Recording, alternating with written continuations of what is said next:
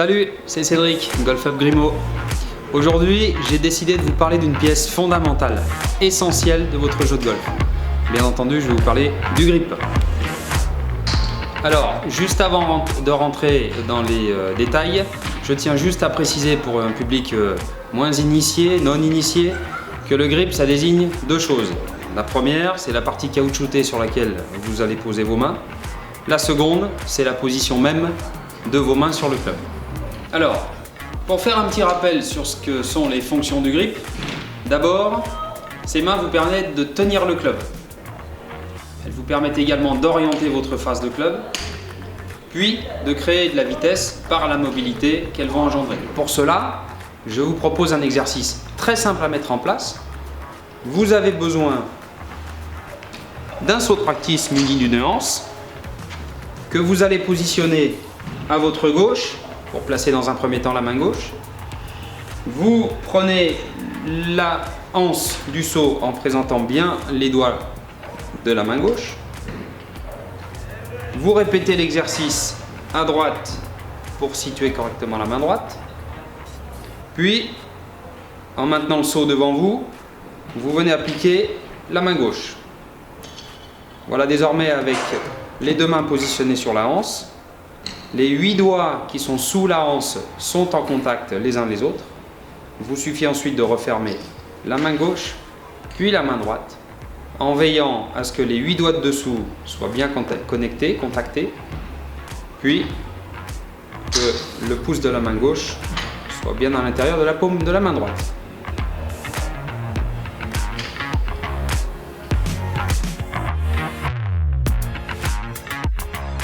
Donc vous l'avez bien compris, j'ai proposé cette démonstration en utilisant un grip baseball.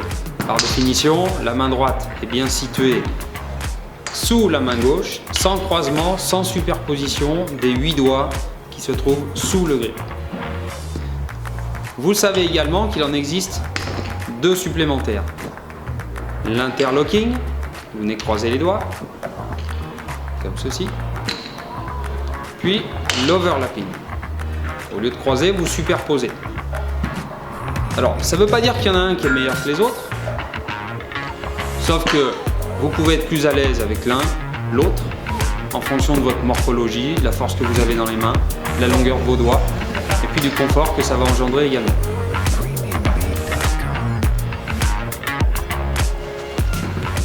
Nous voilà sur le parcours, départ du trou numéro 1, Golf Up Grimaud. Il y a un petit peu de stress, pas trop quand même, hein.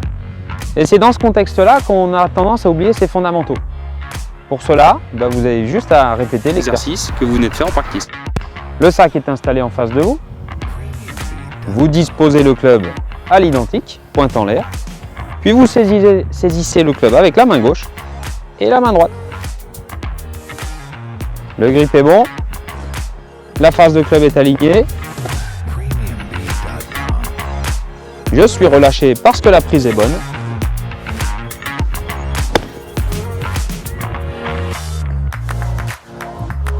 Et voilà. Pour conclure, il faut bien évidemment que je vous parle de la pression qu'on peut exercer sur le club. Alors bien entendu, on a de très bonnes joueuses, de très bons joueurs qui servent plus ou moins fort la main gauche, la main droite. Mais d'une manière générale, je vous proposerai de refermer simplement les mains sur le club afin d'avoir les mains relâchées, les avant-bras relâchés, les bras relâchés, les épaules relâchées. Et ce, des deux côtés.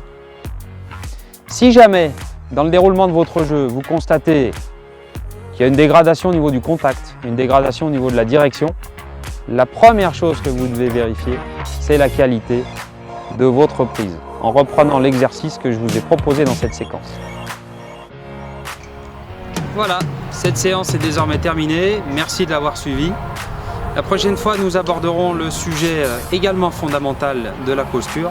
En attendant, je vous donne rendez-vous sur le site de Golf Up Grimaud. À bientôt.